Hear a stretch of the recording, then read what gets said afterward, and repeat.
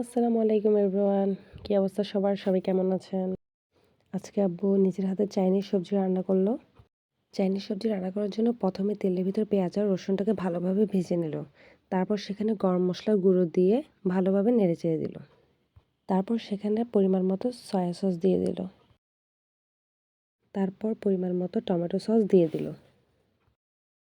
এবার পরিমাণ মতো লবণ দিয়ে মশলাটাকে ভালোভাবে কষিয়ে নিতে হবে।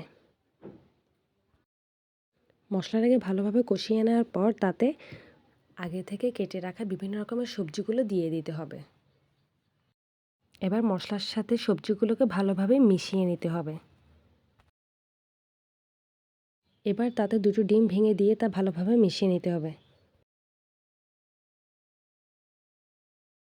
এবার আগে থেকে সিদ্ধ করে রাখা চিকেনের ঝুড়িগুলো দিয়ে ভালোভাবে মিক্স করে নিতে হবে। এবার তাতে ক্যাপসিকামগুলোকে দিয়ে দিতে হবে। এবার তাতে আগে থেকে কেটে রাখা পেঁয়াজের কিউবগুলো এবং কাঁচামরিচ রসুন দিয়ে দিতে হবে। এবার সবগুলো একসাথে মিক্স করে নিতে হবে। মিক্স করা হয়ে গেলে তাতে সামান্য পরিমাণে তরল দুধ দিয়ে দিতে হবে। এবার কেটে রাখা টমেটো কুচিগুলো দিয়ে দিল। এখানে অফ ক্যামেরাতে আগে থেকে রেডি করে রাখা কর্নফ্লাওয়ারের মিশ্রণটা দিয়ে দেওয়া হলো। সেদ্ধ হয়ে গেলে তাতে ধনেপাতা কুচি দিয়ে নামিয়ে নিতে হবে।